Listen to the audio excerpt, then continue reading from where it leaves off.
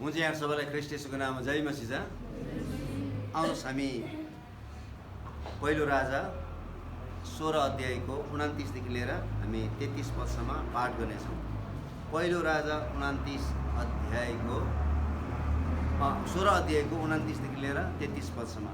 First king chapter 16 हुन्छ। म यहाँहरुको निम्ति पढ्न चाहन्छु 16 अध्यायको 29 देखि। यहाँ यसरी लेखेको छ, यहुदाका राजा आशाको 38औं वर्षमा उम्रीका छोरा आहाब इजरायलका राजा भए। तिनले सामरियामा इजरायलीहरूमाथि 22 वर्ष राज्य गरे। उम्रीका छोरा आहाबले आफ्ना अघिका सबै राजाहरूभन्दा परमप्रभुको दृष्टिमा अझ बढी दुष्टता अथवा दुष्टै काम गरे। नाबातका छोरा यरोबामका पापी चालहरूमा हिँड्न तिनको निम्ति कम भएको जस्तो मात्र होइन, तर तिनले सिदोनीहरूका राजा एत्लाबाकी छोरी यजबेललाई पनि विवाह गरे र बाल देवताको सेवा गरेर त्यसलाई पुज्न लागे। आज हामी विशेष आहाबको बारेमा हामी हेर्नेछौँ। राजा आहाबको बारेमा हेर्नेछौँ।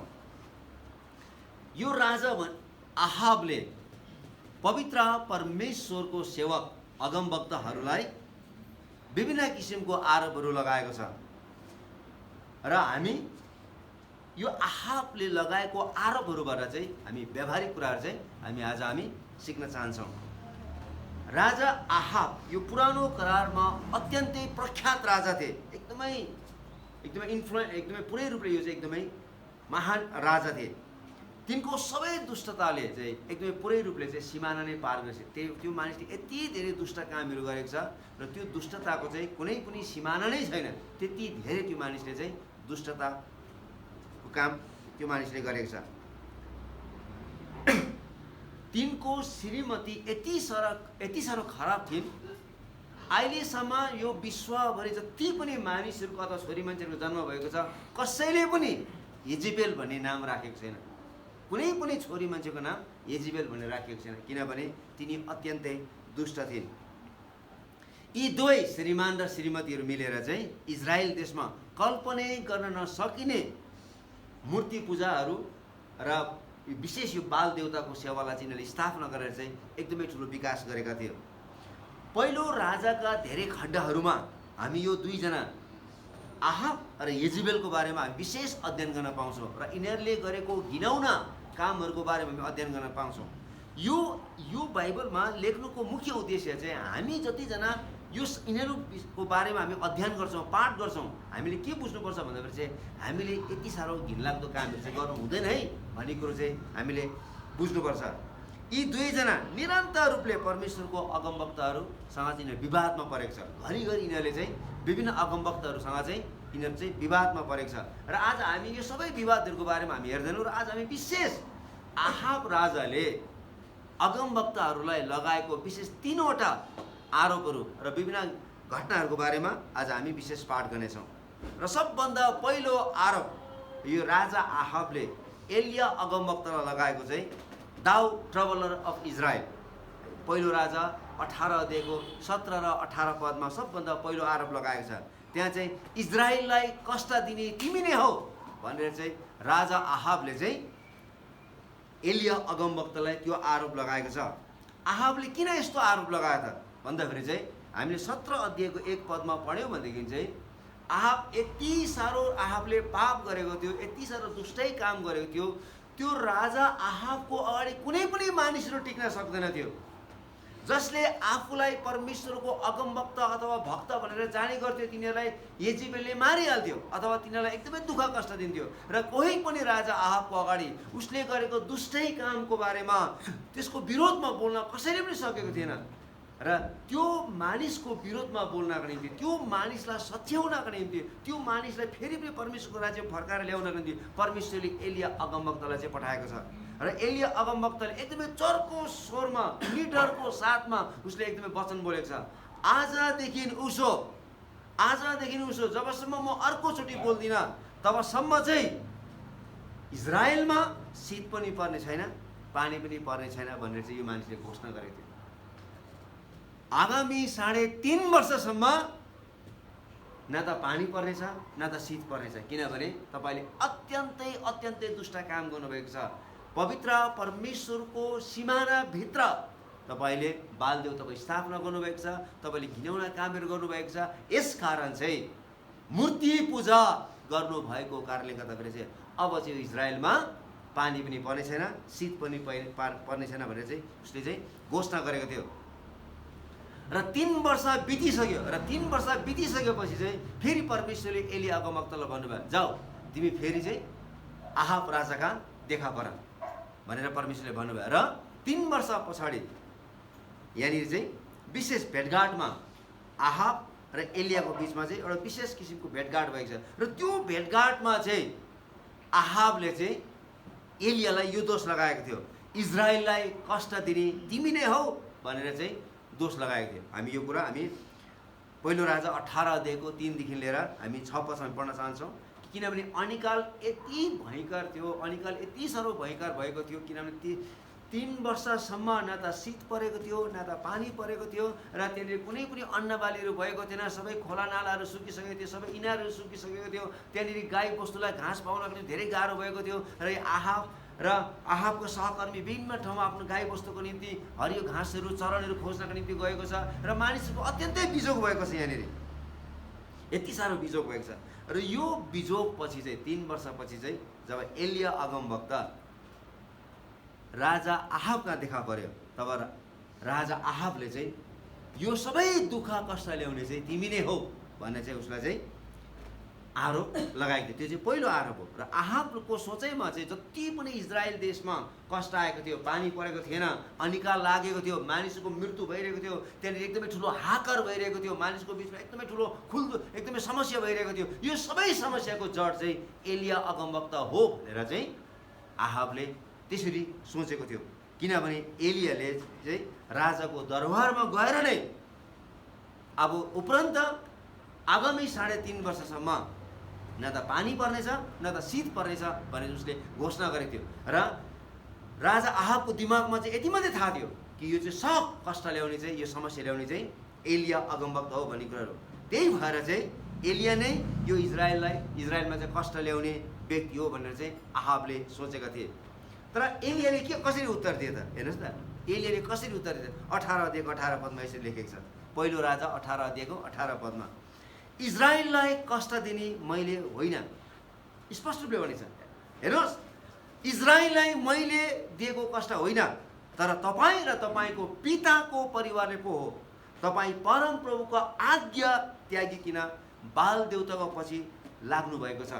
त्यही भएर चाहिँ तपाईँले पाप गरेको कारणले गर्दाखेरि, तपाईँले मूर्ति पूजा गरेको कारणले गर्दाखेरि, इजरायल देशले नसुनेको बाल देवतालाई तपाईँले भित्राएको कारणले गर्दाखेरि, त्यसलाई तपाईँले स्थापना गरेर पुज्न लगाउनु भएको कारणले गर्दाखेरि चाहिँ यो सबै समस्याहरू चाहिँ आएको हो भनेर चाहिँ एलिया अगमवक्ताले चाहिँ आहाबलाई आरोप लगाइरहेको छ, उल्टा दोष लगाइरहेको छ। एलियाले पानी नपरोस् भनेर प्रार्थना गरेको थियो है, र हामी यहाँ भेटाउँछौँ 3.5 वर्षसम्म पानी परेको थिएन।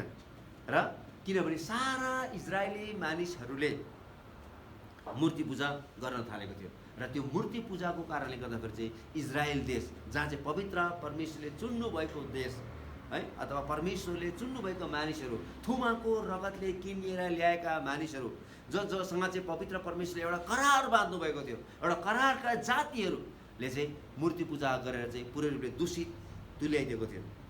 र त्यो दूषित तुल्याएको कारणले गर्दाखेरि चाहिँ त्यहाँनिर चाहिँ पानी परेको थिएन। किनभने पहिला नै यो वचन लेखेको थियो, लेवी 18 अध्यायको 26 देखि लिएर 28 पद हामीले पढ्यो भनेदेखि चाहिँ परमेश्वरले सुरुमै तिनीहरूलाई व्यवस्था दिँदाखेरि चाहिँ, मोसाको पालामा नै व्यवस्था दिँदाखेरि चाहिँ यो भन्नुभएको थियो, मेरो विधि विधान पालन गरेनौ भने र देशलाई मूर्ति पूजाद्वारा अशुद्ध पार्यौ भने त्यसका पुर्खाहरूलाई जसरी मैले उखालेर फ्याँकेको थिएँ म तिमीलाई पनि त्यसरी नै उखालेर फाल्नेछु भनेर चाहिँ परमेश्वरले पहिला नै घोषणा गर्नुभएको थियो। र यो वचन यिनीहरूसँग प्रशस्त थियो।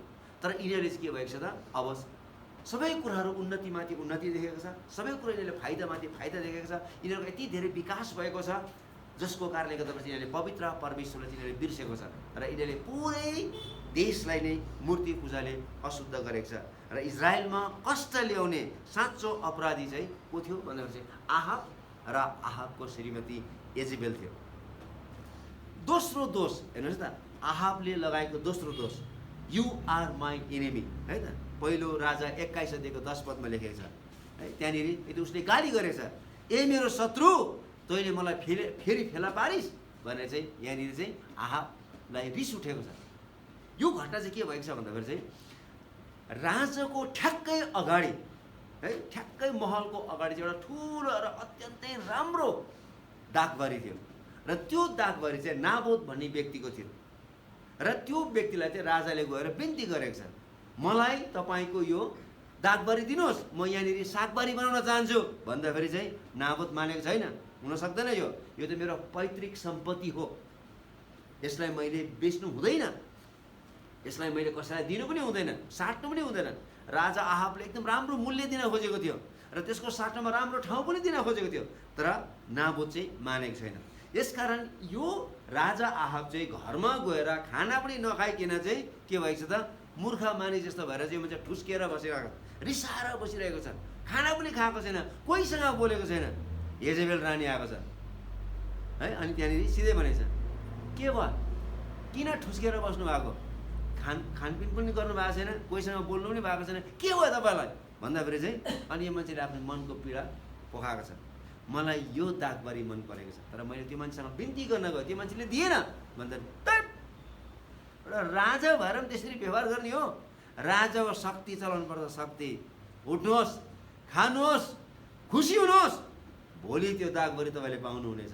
ल हेर्नुहोस् त, हरेक घरमा है जब श्रीमानलाई समस्या हुन्छ श्रीमतीले साथ दिएको हुन्छ होइन, जब श्रीमतीहरूलाई दुःख भएको हुन्छ श्रीमानहरूले चाहिँ साथ दिएको हुन्छ, तर यहाँ चाहिँ यस्तो किसिमको साथ दिएको छ, यो साथ चाहिँ एकदम फरक किसिमको साथ दिएको छ र यो चाहिँ एकदमै घिनाउन किसिमको चाहिँ साथ दिएको छ र यस्तो किसिमको घिनाउन काम चाहिँ हामीले गर्नु हुँदैन भन्ने कुरो चाहिँ यसले हामीलाई स्पष्ट रूपले देखाएको छ। यसकारण चाहिँ यहाँनिर एजेबेलले के गरेछ त, भोलि एउटा उपवासको सभा बोलाएको छ र त्यो उपवासको सभामा एकदमै राम्रो स्थानमा यो नाबोत भन्नेलाई राखेको छ र त्यहाँनिर चाहिँ दुईजना एकदमै घिनलाग्दो मानिसलाई राखेको छ, जसले चाहिँ चाहिने नचाहिने आरोप लगाएको छ यो नाबोतलाई। अनि यसले चाहिँ परमेश्वरको विद्रोह गर्यो भनेर, परमेश्वरको निन्दा गर्यो भनेर यो मान्छेलाई चाहिँ लगेर चाहिँ ढुङ्गाले हानेर मारेको छ। र त्यसपछि चाहिँ एजेबेल रानी आएको छ, ल तपाईँले जुन मान्छेको दागबारी माग्नु भएको थियो त्यो मान्छे मरिसक्यो, अब तपाईँ उठ्नुहोस् र दखल गर्नुहोस् भनेको छ। त्यसपछि यो घटनापछि चाहिँ एलिया देखा परेको छ। हेर्नुहोस् न, आहाबले गरेको पापको सामना गर्नका निम्ति, त्यो मानिसले गरेको पापलाई है देखाइदिनका निम्ति चाहिँ एलिया अगमवक्ता एलिया आहाब राजा कहाँ देखा परेको छ। एलियाले त्यही दागबारीमा भेट गरेको छ, जुन दागबारी चाहिँ एजेबेलले नाबोतलाई अथवा दागबारीको मालिकलाई मारेर चाहिँ फ्याँकेको थियो। त्यही दागबारीमा चाहिँ एलिया भेट्नको निम्ति आएको छ। त्यतिखेर आहाबले चाहिँ एलियालाई यसरी आरोप लगाएको थियो, ए मेरो शत्रु तैँले मलाई फेरि फेला पारिस् भनेर चाहिँ 21 अध्यायको 20 पदमा लेखेको छ। एलियाले गर्दै नगरेको पापको आरोप चाहिँ यहाँनिर चाहिँ आहाबले लगाएको हामी भेटाउँछौँ। एलियाले निरन्तर रूपमा आहाबले गरेको हरेक किसिमको पापलाई, हरेक किसिमको दुष्टाइतालाई गएर चाहिँ उसले चाहिँ देखाइदिएको छ, तपाईँले यस्तो पाप गर्नुभयो, यस्तो पाप गर्नु हुँदैन थियो, तपाईँले यसरी गर्नु हुँदैन थियो, तपाईँले पवित्र परमेश्वर विरुद्धमा पाप गर्नुभएको छ, घरिघरि उसले देखाइदिएको छ। तर जतिचोटि देखाइदिएको छ त्यतिचोटि नै आहाबले के गरेछ त, एलियाको विरोध गरेछ। वास्तवमा एलिया चाहिँ आहाब राजाको शत्रु थिएन, एलिया चाहिँ आहाब राजाको एकदम असल मित्र हुनुहुन्थ्यो। किनभने एलियाले चाहिँ राजा आहाबले गल्ती नगरोस्, उसले आफ्नो गल्तीलाई बुझोस् र पश्चाताप गरोस् र परमेश्वरपट्टि फर्केर आओस् भनेर चाहिँ उसलाई सुधार्नको निम्ति घरिघरि उसलाई सच्याउनको निम्ति गएको छ। तर यो कुरो चाहिँ आहाबले बुझेको छैन। आहाबले चाहिँ उल्टा एलियालाई दोष लगाइरहेछ। त्यही भएर चाहिँ एलियाले चाहिँ यसरी उत्तर दिएको छ, एलियालाई ए मेरो शत्रु भनेको थियो आहाबले होइन एलियालाई। र यसकारण चाहिँ एलियाले चाहिँ के उत्तर दिएको छ, हो मैले तँलाई फेला पारेँ। एलियालाई पनि रिस उठेको छ, हो मैले तँलाई फेला पारेँ, किनभने तैँले परमप्रभुको दृष्टिमा जे कुरो खराब थियो त्यही गर्न तैँले आफूलाई बेचिस्। एकदम स्पष्ट रूपले भने तैँले जुन कुरो नगर्नुपर्ने थियो, परमेश्वरको विरोधमा काम नगर्नुपर्ने थियो, त्यो काम गरेर पनि तैँले आफूलाई के गरिस् त? बेचेको छस्। वास्तवमा आफैले तिनको शत्रु भएको थियो, किनभने तिनले आफैलाई दुष्ट काम गर्न निम्ति बेचेको थियो हैन। ऊ सुध्रिनु पर्ने थियो तर ऊ सुध्रेको छैन। तिनको श्रीमतीले यति ठुलो घिनाउन काम गरेको थियो तर पनि आहाब त्यसप्रति रमाएको थियो, ऊ खुसी भएको थियो, किन उसले दागभरि एउटा हडप्ने एउटा मौका पाए। एउटा निर्दोष मानिसको रगत बगाएको थियो उसको श्रीमतीले, त्यो राजालाई त्यो उपहार स्वरूप दिनको निम्ति, त्यो दागभरि उपहार स्वरूप दिनको निम्ति। तर यहाँनिर चाहिँ न त आहाब बोलेको छ न त येजेबेल बोलेको छ, यिनीहरू त झन् खुसी मनाएको छ, रमाएको छ। त्यही भएर चाहिँ एलियाले चाहिँ यो तैँले गलत गरेको छस्, तैँले नगर्नुपर्ने काम चाहिँ तैँले गरेको छस्, परमेश्वरको विरोधमा तैँले पाप गरेको छस् भन्ने कुरो चाहिँ यहाँनिर चाहिँ एलियाले देखाएको छ। हामी पनि आहाब जस्तै कतिचोटि हामी पाप गर्छौँ है, र कसैले त्यो गलत हो भन्दाखेरि उल्टै हामी त्यो व्यक्तिको विरोध गर्छौँ। हेर्नुहोस्, हामीले गल्ती गरेको छौँ, विभिन्न ठाउँमा हामीले गल्ती गरेको छौँ, हामी मान्छे हौँ, हामी कहीँ न कहीँ गल्ती गरिरहेका हुन्छौँ। यसकारण चाहिँ हामीभन्दा पाएको मान्छेले अथवा हामीभन्दा अलिकति जानेको मान्छेले अथवा हामीभन्दा अलिकति अनुभव भएको मान्छेले चाहिँ त्यो बाटो हिँडेको कारणले तिनीहरूलाई थाहा छ त्यो बाटोमा के कस्तो किसिमको आपत्तिहरू आइपर्छ भन्ने कुराहरू, र तिनीहरूले चाहिँ त्यो गलत गरेका मानिसहरूलाई अथवा त्यो मान्छेले पाप गरेका मानिसहरूलाई यसो गर्नु हुँदैन है भनेर सच्याउँदाखेरि त्यस्ता मान्छे झन् के हुन्छ त? झन् रिसाउँछ, झन् ठुस्किन्छ है। त्यसले चाहिँ के गर्छ त? आफू सुध्रिनुको साटामा चाहिँ त्यसले चाहिँ आरोप लगाउँछ। गलती 6:7 र 8 पदमा यसरी लेखेको छ, धोकामा नपर, परमेश्वरको ठट्टा हुँदैन, किनभने मानिसले जे रोप्छ त्यसैको कटनी पनि गर्नेछ। जसले आफ्नो पापमय स्वभावको निम्ति रोप्दछ त्यसले आफ्नो पापमय स्वभावबाट नै सर्वनाशको कटनी गर्नेछ, तर जसले आत्माको निम्ति रोप्दछ त्यसले आत्माबाट नै अनन्त जीवनको कटनी गर्नेछ। आज हामीले के रोपिरहेको छौँ? राम्रोसँगले विचार गरौँ, हामी एकदम राम्रोसँगले विचार गरौँ। हामीले के रोप्दैछौँ?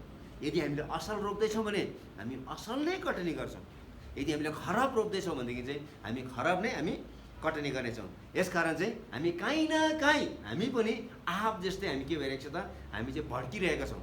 आहाब जस्तै हामीले काहीँ न काहीँ पवित्र परमेश्वरको विरोधमा हामीले पाप गरि नै रहेका छौँ। तेस्रो आरोप हेर्नुहोस् त, तेस्रो आरोप यहाँनिर चाहिँ आहाब राजाले लगाएको छ, त्यो चाहिँ 22 अध्यायको 8 पदमा लेखेको छ, म तिनलाई घृणा गर्दछु। होइन, यो चाहिँ तेस्रो है उसको आरोप हो, म तिनलाई घृणा गर्दछु भनेको। सबभन्दा पहिलो आरोप के थियो भन्दाखेरि चाहिँ सबभन्दा पहिलो आरोप चाहिँ तिमी इजरायललाई दुःख दिने व्यक्ति हो भनेर चाहिँ आरोप लगाएको थियो है। अनि दोस्रो आरोप चाहिँ तिमी मेरो शत्रु हो भनेर चाहिँ आरोप लगाएको थियो। र तेस्रो आरोप चाहिँ उसले के भनिरहेको छ भन्दाखेरि चाहिँ आई हेट यु, म तिनलाई घृणा गर्छु भनेको थियो। हेर्नुहोस् न, रामोत गिलाद भन्ने एउटा इजरायलको एउटा राम्रो सहर थियो, उत्तरी राज्यको एउटा राम्रो सहर थियो। तर यो सहरलाई चाहिँ आरामका राजाले आएर त्यसलाई आक्रमण गरेर आफ्नो पक्षमा बनाएको थियो। तर आहाब चाहिँ के विचार गरेको थियो भन्दाखेरि चाहिँ अब चाहिँ यो मेरो सहरलाई मैले फर्काउनु पर्छ, म चाहिँ यो सिरियाको राजासँग आरामको राजासँग युद्ध गर्नु जानुपर्छ र मैले चाहिँ मेरो सहरलाई मैले फेरि फिर्ता ल्याउनुपर्छ भनेर उसले सोचेको थियो। र उसले के गर्यो, दक्षिणी राज्य यहुदाको राजा यहोशापासँग चाहिँ गुहार मागेको छ, आउनुहोस् मलाई मद्दत गर्नुहोस्, हाम्रो चाहिँ रामोत गिलियाद इजरायलको ठाउँ चाहिँ अर्कै राजाले कब्जा गरेर ल्याएछ, त्यसलाई चाहिँ फिर्ता गर्नुहोस्, तपाईँ चाहिँ आउनुहोस्, हामी सँगै हामी युद्धमा जाउँ भनेको छ। अनि ऊ मानेको छ, हुन्छ म युद्धमा जान्छु। ऊ आयो इजरायलमा, यहुदाबाट इजरायलमा आएको छ। तर जानुभन्दा अगाडि उसले राजालाई भनेको छ, हेर्नुहोस् यो युद्धको परिणाम के हुनेछ, यो युद्धको अवस्था के हुनेछ, हामीले चाहिँ परमेश्वरसँग सोध्नुपर्छ। किनभने पुरानो करारमा जहिले जहिले मानिसहरू युद्धमा जाने गर्थ्यो, जानुभन्दा अगाडि तिनीहरूले परमेश्वरलाई सोध्ने गर्थ्यो है त। हामी कतिचोटि विदेश जान खोज्छौँ, परमेश्वरलाई सोधेर जान्छौँ, कतिजना चाहिँ नसोधिकन पनि जान्छौँ हो कि न। कतिजनाले हामी विभिन्न योजनाहरू हामी बनाउँछौँ, कतिचोटि हामी प्रार्थना गरेर परमेश्वर सोधेर हामी योजना बनाउँछौँ, कतिचोटि चाहिँ योजना है योहरू चाहिँ परमेश्वरलाई नसोधिकन पनि हामी गर्छौँ, प्रार्थना नगरिकन हामी योजनाहरू बनाउँछौँ। र त्यस कारण चाहिँ हाम्रो परिणामहरू के हुन्छ त? खराब हुन्छ।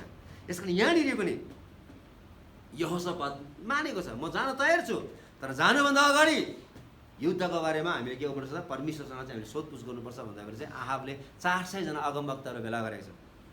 400 जना अगमवक्ताहरू र सबै अगमवक्ताहरूले के भनेको छ है भन्दाखेरि चाहिँ तपाईँ लडाइँमा जानुहोस्, परमप्रभुले तपाईँलाई विजय दिनुहुनेछ। जानुहोस् घरिघरि, एकजनाले होइन, दुईजनाले, 400 जनाले भनिरहेछ जानुहोस्, परमेश्वरले तपाईँलाई विजय दिनुहुनेछ। तर यो यहोसापात भन्ने मान्छे चाहिँ के थियो त? आत्मिकी मान्छे थियो, परमेश्वरको डर र भय मान्ने मान्छे थियो। उसलाई काहीँ न काहीँ शङ्का लाग्यो, यो 400 जनाले बोलेकोमा चाहिँ परमेश्वर हुनुहुन्न भन्ने कुराहरू, हो कि न? अब अहिले पृथ्वीमा यति धेरै अगममानीहरू हुन्छ, हो कि न? यति धेरै अगममानीहरू हुन्छ, हरेकले अगममानी बोल्नु थालेको छ, हो कि न? र सबैजना अगममानीको पछि लागेको छ, सबैजना अगममानीको पछि। तर यहोसापात त्यो 400 जना मान्छेको पछि लागेन। अब अहिले त मान्छे त हजारौँ जनाको मान्छे पछि लागेको छ अगमवक्ताको पछि।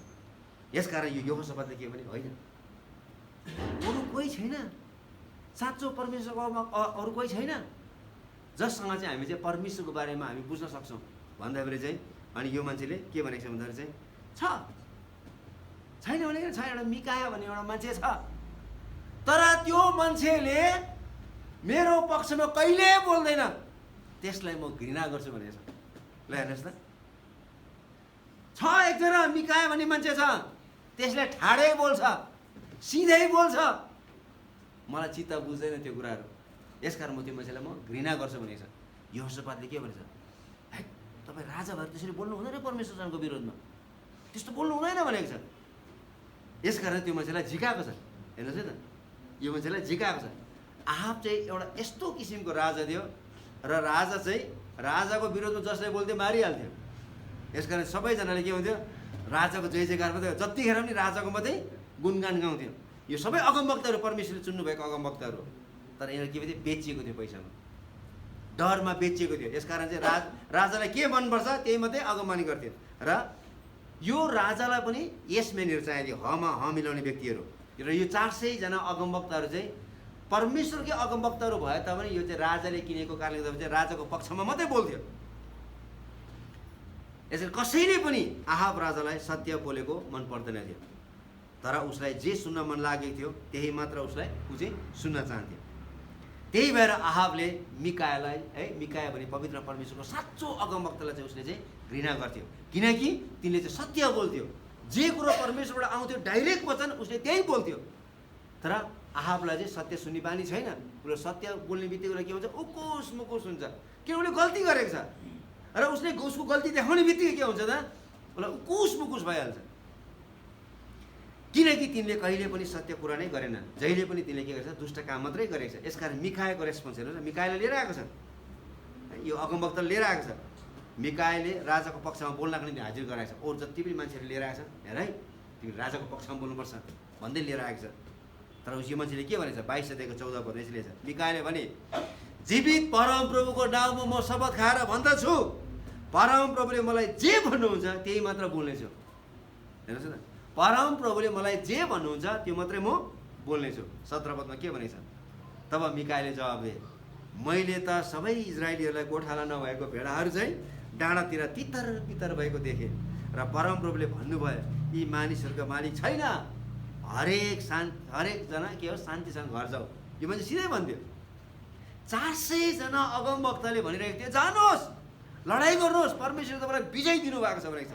तर यो मान्छेले के भनेछ, म त के देख्दैछु भन्दाखेरि चाहिँ इजरायलको गोठाला नभएको भेडाहरू जस्तै इजरायलीले देखिरहेको छु, तितर बितर भएको, र तिनीहरूले आवाज सुनेको तिमीहरूको गोठाला छैन, अब तिमीहरू जाऊ शान्तिसँग घर जाऊ भनेको मैले सुनिरहेको छु भनेर मिकायाले स्पष्टले भने। त्यति बेला राजा आहाबले भनिहाल्यो यसोभन्दा, मैले तपाईँलाई भनेको होइन, यो मान्छेले कहिले पनि मेरो पक्षमा बोल्दैन, यो मान्छेले जहिले पनि मेरो विरोधमा मात्रै बोल्छ, मैले तपाईँलाई अघि नै भनेको थिएँ है। यहाँनिर मिकायाले सत्य बोलेको थियो, उसले साँचो पवित्र परमेश्वरको वचन बोलेको थियो। तर यो कुरो के भयो, उसलाई चाहिँ आहाबलाई यो कुरो चाहिँ पचेन। अनि युद्धमा गएको छ तिनीहरू, यो मान्छेलाई एउटा जेलखाना जस्तोमा थुनेर गएको छ। र जबसम्म म युद्धबाट फर्काउनु त्यसलाई त्यहीँ नै बाँधेर राख्नु, त्यहीँ नै त्यसलाई चाहिँ कैदमा राख्नु भनेको छ। यसले सिधै भनेछ, तपाईँ आए भो भनेर सिधै कुरा है। यहाँ वास्तवमा को चाहिँ त दोषी छ त? यहाँ सब हामीले बुझ्नुपर्ने सबभन्दा ठुलो दोषी को छ त? हेर्नुहोस् त, आहाबले परमेश्वरले पठाउनु भएको अगमवक्ताहरूको वचन सुन्न इन्कार गरेकोले यसले यही प्रमाणित गर्दछ कि त्यो मान्छेले आफूले आफूलाई घृणा गर्छ। जो मान्छेले पवित्र परमेश्वरको वचन इन्कार गर्छ, जो मानिसलाई यस्तो भित्र घुसेको छ, उसले त्यो गल्ती गरेको छ र त्यो वचनले उसलाई लागेको छ र जब ऊ पश्चाताप गर्न मन पराउँदैन र उसले घृणा गर्छ, उसले आफूले आफूलाई घृणा गर्छ भन्ने कुरो चाहिँ हामीले बुझ्नुपर्छ। हेर्नुहोस् न, आज हामीले पनि कतिचोटि परमेश्वरको पवित्र वचन उहाँको जनहरूबाट हामीले सुनेको छौँ। हामीले विभिन्न गल्तीहरू गरेका छौँ, र जब हामी पवित्र परमेश्वरको वचन सुन्छौँ विभिन्न मानिसहरूबाट धेरैचोटि परमेश्वरको वचन हामीलाई चेतावनीको रूपमा पनि आएको हुन्छ है। पश्चाताप गर भनेर हामीलाई चेतावनीको रूपमा आएको छ। हामीले गल्ती गरिरहेको छ भन्ने कुराहरू हामीलाई घरिघरि आह्वान भइरहेको हुन्छ। त्यति बेला म परिवर्तन हुनुपर्छ कि मैले पश्चाताप गर्नुपर्छ भनेर महसुस गर्नुपर्छ कि है, कि हामी पनि आहाब जस्तै है हामी चाहिँ आरोप लगाउने व्यक्ति हुन्छौँ। आहाबले एलिया अगमवक्तालाई दोष लगाएको थियो, इजरायलमा कष्ट ल्याउने व्यक्ति तै होस् भनेर है, त्यो मेरो शत्रु होस् भनेर मिकायालाई म घृणा गर्छु भनेको थियो।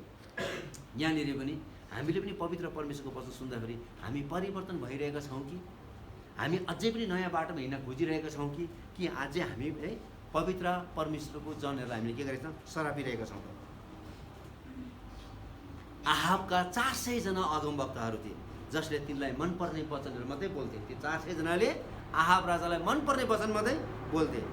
आज हामी है, आज धेरै ठाउँहरूमा पनि अहिले प्रायः अहिले चाहिँ मण्डलीका ठुल्ठुलो एल्डरहरूले के गर्छ भने पास्टरलाई किन्ने गर्छ है। ल तपाईँ हाम्रो चर्चमा आएर सेवा गरिदिनुहोस्, 1 वर्ष 2 वर्ष 3 वर्ष हामी तपाईँलाई राम्रो तलब दिन्छौँ, तपाईँको नानीको हेरचाह गर्छौँ, तपाईँलाई हामी घर बनाइदिन्छौँ भनेर बोलाउँछौँ। तर त्यहाँ पास्टर चाहिँ के गर्नु पाउँदैन। त्यो मण्डलीका धर्मगुरुहरूले जे भन्छ पास्टरले त्यही मात्रै बोल्नुपर्छ। त्यो पास्टरले यदि आफ्नो इच्छाबाट र परमेश्वरको इच्छाबाट केही बोल्यो भनेदेखि चाहिँ भोलि त्यो पास्टर त्यहाँबाट निकालेर अर्कै पास्टरलाई बोलाउँछ। अहिले एकदमै यति ठुलो प्रचलन भइरहेछ, प्रशस्त मात्रामा तपाईँले विश्वभरि चाहिँ यस्तो बेला, किनभने अब अहिले मान्छेहरूले चाहिँ के हुन थालेको छ भन्दाखेरि चाहिँ तिनीहरूले चाहिँ राम्रो कुरा सुन्न छोडिसकेको छ। हेर्नुहोस् यहाँ यसरी लेखेको छ, दोस्रो तिमोथी 4:2-4 पदसम्म यसरी लेखेको छ। हेर्नुहोस् त, वचन प्रचार गर भनेको छ, समय र बेसमयमा तत्पर बस, अर्थी देऊ, हप्काउ, उत्साह देऊ र धैर्यमा र शिक्षामा दिने कुरामा नचुका, किनकि यस्तो समय आउँदैछ जब तिमीहरूले ठिक शिक्षालाई नसनी हुनेछन्। हेर्नुहोस्, यस्तो समय आउँदैछ। अब त यहाँनिर अलिकति सारा बोल्ने बित्तिकै मान्छेलाई चोट पर्छ, किनभने बाइबलमा पहिल्यै लेखेको थियो, आजभन्दा 2000 वर्ष अगाडि नै परमेश्वरको वचन लेखेको थियो। यसरी लेखेको छ, यस्तो समय आउँदैछ कि मानिसहरूले ठिक शिक्षालाई चाहिँ नसहने हुनेछ र तर आफूलाई मन परेको कुरा मात्र सुन्न चाहनेछन्, आफूलाई मन परेका कुरा मात्रै सुन्न चाहनेछन् र आफ्नो रुचि अनुसार शिक्षाहरू थुपार्नेछन्। देख्नुभयो त, अहिले विभिन्न ठाउँमा आफूलाई मन परेको शिक्षाहरू मात्रै थुपार्नेछन् र सत्य कुरा सुन्नदेखि तिनीहरू चाहिँ तर्की जानेछन् र दन्त्य कथाहरूतिर तिनीहरू परालिन्छन् भन्ने कुरा बताइन्छ है। अहिले दन्त्य कुराहरू मात्रै गरिरहेको छ है धेरै जस्तो मान्छेले। तपाईँ जहाँसुकै जानुहोस् न, परमेश्वरको छोराछोरी भेट भएको हुन्छ, जग्गाको कुरा हुन्छ, याद हुनु भएको छ, त्यहाँनिर जग्गा किनेर यति नाफा हुन्छ भन्ने कुराहरू हो कि होइन? त राम्रोसँगले हेर्नुहोस् न, त कुर्ता यतिमा पाउँछ, जहाँ राम्रोसँगले हेर्नुहोस् न, कुरा सुन्नुहोस्, परमेश्वरको जनहरू भेट्नुहुन्छ है। त्यहाँनिर यो गऱ्यो भने यो हुन्छ, यो गऱ्यो भने यो हुन्छ, यो गऱ्यो भने यो हुन्छ, खालि आफ्नै व्यापार मात्रै हो कि होइन? खालि आफ्नै व्यापार। मोमो पकाउनेहरूको बिचमा मोमोको मात्रै कुरा हुन्छ हो कि? भात पकाउनेहरूको बिचमा भात पकाउने मात्रै कुरा हुन्छ। आफ्नो पेसा हुन्छ। तपाईँ कुनै पनि के अरे पसलमा गएर सोध्नुहोस् त, कुनै पनि औषधि पसलमा गएर सोध्नुभयो भने त फल्ना मान्छेको घर कहाँ छ भने त्यो मान्छेले अरू कुरा गर्दैन, त्यहाँनिर एउटा दबाई पसल छ त्यसको उतापट्टि छ भन्छ, खालि आफ्नै मात्रै प्रशंसा गर्छ। जहाँ पनि जानुहोस् यहाँनिर त्यस्तै भइरहेको छ। यो अन्तिम दिनहरूमा है मानिसले ठिक शिक्षालाई चाहिँ नसनी हुन्छ र आफूलाई मन परेका कुराहरू मात्रै तिनीहरूले सुन्न चाहन्छ र आफ्नो रुचि अनुसार शिक्षाहरू तिनीहरूले थुपार्नेछ। तर एलिया र मिकाया साँचो परमेश्वरको वचन बोल्ने थिए र आहाबलाई त्यो कुरोहरू चाहिँ मन पर्दैन थियो। जब परमेश्वरको वचन सिधै हेर्नुहोस् त, हृदय काटिने गरी जब आउँछ तब हामीले कि परमेश्वरपट्टि फर्किनुपर्छ है, कि त मानिसहरूले के गर्छ त, कि त परमेश्वरपट्टि फर्किहाल्छ, कि त तिनीहरूले परमेश्वरको जन्म सराप छ। जहिले चर्च गए पनि घोची घोची भन्छ, घोची घोची भनेको यो त परमेश्वरको वचन हो। तपाईँले गल्ती गरेछ भने तपाईँलाई घोच्छ, तपाईँले गल्ती गरेछ भने तपाईँलाई घोच्दै घोच्दैन होइन। त्यो कुरा एकदम याद गर्नु पऱ्यो। जब हामीले गल्ती गर्छौँ निश्चय पनि परमेश्वरको वचनले हामीलाई घोच्छ। हामीले गल्ती गरेको छैन भने हामीलाई कहिले पनि परमेश्वरको वचनले घोच्दैन। त्यही भएर मलाई चर्च जानु मन लाग्दैन। जहिले गए पनि हेर्दै घोच्ने वचन मात्रै बोल्छ भन्ने कुराहरू। आहाबले पनि त्यही भनेको थियो है, मैले तपाईँलाई भनेको होइन, मिकायालाई म घृणा गर्छु किनभने त्यो मान्छेले मेरो पक्षमा बोल्दै बोल्दैन। किनभने मिकाया अगमवक्ताले के गरे त, परमेश्वरको वचन मात्रै बोल्थ्यो। तर अरू 400 जना अगमवक्ताले के गरे त, आहाबलाई मन पर्ने। आहाब कति खुसी थियो, मैले विजय पाउँछु, म युद्धमा जान्छु, म फेरि फर्केर आउँछु भनेको कुरा। यो मान्छेले एकजनाले मात्रै भन्यो, तपाईँ फर्किनुहुन्न भनेर। यो मान्छे रिस उठ्यो अनि यो मान्छेलाई थुनामा राखेर गयो, तर त्यो मान्छे फर्केन। पेन्टिकोसको दिनमा पनि पत्रुसले परमेश्वरको वचन बोलेको थियो र परमेश्वरको वचन बोल्दाखेरि चाहिँ 2 अध्यायको 37 पदमा लेखेको छ, मानिसको हृदय छ्या छ्या भयो भन्ने कुरा बताएको छ। मानिसको हृदय काटियो भनेको छ, एकदमै deep down in their hearts है, त्यो चाहिँ पुरै रूपले काटियो भनेको छ र उनीहरूले सहनु सकेन र उनीहरूले भनेछ, ए भाइ अब हामी के गर्ने त, हामी के गरौँ भन्दा पनि पत्रुसले भने पश्चाताप गर, पश्चाताप गर, यीशु ख्रीष्टमा विश्वास गर, पानीको बप्तिस्मा ल्याऊ र पवित्र आत्माको वरदान तिमीले पाउनेछौ। र त्यही दिन 3000 मानिसले यीशु ख्रीष्टमा विश्वास गरे, पानीको बप्तिस्मा ल्याऊ भन्ने कुरा बताएको छ। तिनीहरूले पश्चाताप गर्यो। हजारौँ मानिसले सुनेको थियो तर तिनीहरूले के गरे त, परमेश्वरको वचन। तर आहाबले परमेश्वरको वचनलाई सुन्न इन्कार गरेकोले तिनको अन्त्य एकदमै नराम्रोसँगले भयो।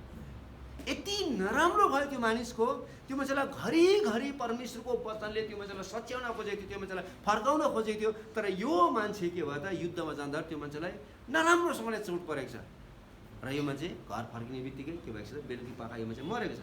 र यो मान्छेको जुन रथमा यो मान्छे चढेको थियो, घाइते भएको थियो र त्यसको रगत एकदम प्रशस्त मात्रामा बगेको थियो। पछि त्यो एउटा कुण्डमा धुन जाँदाखेरि चाहिँ त्यो मान्छेको रगत चाहिँ कुकुरहरूले चाटेको छ। किनभने पहिले नै अगमबानी बोलेको थियो, नाबोतलाई मार्दाखेरि पहिले नै अगमबानी बोलेको थियो, हेर तिम्रो परिवारको पनि के गरेछ है, रगत चाहिँ कुकुरहरूले चाट्ने छ भने परमेश्वरले पहिले नै भन्नुभएको थियो। अन्तिम हामी के सिक्छौँ त यहाँबाट जानुभन्दा अगाडि? सबभन्दा पहिलो कुरा हामीले के सिक्नु पऱ्यो भन्दा चाहिँ हामी विश्वासीहरू भइसकेपछि कहिले पनि अविश्वासीहरूसँग, विश्वास नगर्नेहरूसँग चाहिँ विवाह गर्नु हुँदैन भन्ने कुरा सबभन्दा पहिलो कुरा हामीले सिक्नुपर्ने कुराहरू है। राजा आहाब चाहिँ एक इजरायली थियो। पवित्र धर्मशास्त्र अनुसार चाहिँ तिनीहरूले कहिले पनि अरू जातिहरूसँग, अन्य जातिहरूसँग तिनीहरूले विवाह गर्न पाउँदैन थियो। तिनीहरूले इजरायलभित्रकै मानिसहरूलाई मात्रै, परमेश्वरमाथि विश्वास गर्ने मानिसहरूलाई मात्रै विवाह गर्नु पर्थ्यो। तर यो मान्छेको बाउ ओम्री अत्यन्तै राम्रो लडाकु भएको कारणले चाहिँ सिदोनीहरूको सिमानासम्म यिनीहरू चाहिँ राम्रो किसिमको, यिनीहरू चाहिँ त्यहाँसम्म युद्ध गर्दै जाँदाखेरि तिनीहरूको बिचमा राम्रो मित्रता भएको कारण त्यो मित्रताको बेलामा चाहिँ यो आहाब पनि मिलिट्रीमा गएको बेलामा चाहिँ यहाँनिर त्यहाँको राजकुमारीसँग चाहिँ उसको चाहिँ लभ परेको छ। यो लभ बुझ्नुभयो त, लभ परिसकेपछि त्यहाँबाट विवाह गरेर लिइरहेको छ। त्यही भएर चाहिँ मैले घरिघरि भनेको यो लभ भन्ने शब्द चाहिँ राम्रो होइन भन्ने कुरा मैले भन्ने कारण यहाँनिर। अनि यो मान्छेले के गर्यो भन्दाखेरि चाहिँ आफ्नो श्रीमती त लिएर आयो, तर त्यो श्रीमती यजेबेलले चाहिँ आफ्नो देशमा भएको बाल देवता र 400 जना अगमवक्तालाई दाइजोको रूपमा सबै लिएर आयो इजरायलमा। हेर्नुहोस् न, अनि पुरै इजरायलमा बाल देवताको स्थापना गरे र जसले यसको विरोधमा गर्न खोजे तिनीहरू सबैलाई मारिदियो र सबैजना भागाभाग भएको थियो। र त्यति बेला इजरायलमा परमेश्वरले 7000 जना परमेश्वरको डर मान्ने मान्छेलाई चाहिँ लुकाएर राख्नु भएको थियो। अरू सबलाई मारिसकेको थियो, त्यो 7000लाई चाहिँ परमेश्वर चाहिँ लुकाएर राख्नु भएको थियो। यसमा हामीले के बुझ्नु पऱ्यो भन्दाखेरि चाहिँ हामी विश्वासीहरूले कहिले पनि अविश्वासीहरूसँग चाहिँ विवाह गर्नु हुँदैन। त्यसमा अहिले सोचिहाल्नुहोस् है, तपाईँले कसैलाई मन पराउनु भएको छ है, त्यसलाई मैले विवाह गरेँ चाहिँ एउटा पनि आत्मा बाँच्छ भनेर तपाईँले नसोच्नुहोस्। आहाबले पनि त्यही सोचेको थियो है, एउटा आत्मा बाँच्छ भनेर है, तर उसको आत्मा पनि बाँचेन है, ऊ पनि सँगसँगै गयो। पहिलो कुरा हामीले सिक्नुपर्ने कुरा। दोस्रो कुरा हामीले सिक्नुपर्ने, हामीले पनि परमेश्वरको वचनलाई आदर गर्नुपर्छ। किनकि परमेश्वरको वचन चाहिँ 2 धारे तरवार हो। यसले चाहिँ हाम्रो हृदयलाई पनि काट्छ हाम्रो विवेकलाई पनि काट्छ है, र यसले हामीलाई पुरा रूपले सफा गर्छ। यदि हामीमा फोहोर छ भनेदेखि चाहिँ त्यो वचनले काट्दाखेरि चाहिँ के हुन्छ, दुख्छ। फोहोर छैन भने दुख्दैन। त्यसकारण चाहिँ हामीमा यदि फोहोर छ भने त्यो फोहोरलाई निकाल्नका निम्ति चाहिँ परमेश्वरको वचन चाहिँ एकदमै दुई धारे तरवारको रूपमा चाहिँ हाम्रो बिचमा जहिले पनि आउने गर्छ। तेस्रो कुरो, हामीले परमेश्वरको दासलाई कहिले पनि आरोप लगाउनु हुँदैन, कहिले पनि। यहाँनिर आहाबले चाहिँ पवित्र परमेश्वरको जनहरूलाई घृणा गरेको छ, आरोप लगाएको छ, दोष लगाएको छ। तर हामीले कहिले पनि परमेश्वरको जनहरूलाई, जसले परमेश्वरको वचनहरू बोल्छ त्यस्ता मानिसहरूलाई चाहिँ दोष लगाउनु हुँदैन, कहिले पनि। तर हामीले आफूलाई के गर्नुपर्छ त, जाँच्नुपर्छ। र अन्तिम कुरो, हामीले गल्ती गर्दा परमेश्वरको वचन स्पष्ट रूपमा आउँदा चाहिँ हामीले स्वीकार गर्नुपर्छ, किनकि परमेश्वरले हामीलाई प्रेम गर्नुहुन्छ। त्यो कुरा एकदम याद। परमेश्वरले हामीलाई प्रेम गर्नु भएको कारणले गर्दाखेरि हामीलाई सुधार्नको निम्ति, हामीलाई घरिघरि सच्याउनको निम्ति, हामीलाई उहाँका फर्काएर ल्याउनको निम्ति चाहिँ उहाँले परमेश्वरको वचन सिधै बोल्नुहुन्छ। अनि जुन कुरो चाहिँ हामीलाई एकदमै ठुलो चोट हुनसक्छ, र त्यति बेला चाहिँ हामीले चाहिँ के गर्नुपर्छ, स्वीकार गर्न सक्नुपर्छ। आउनुहोस् हामी सबैजना हामी प्रार्थना गर्छौँ। आउनुहोस् हामी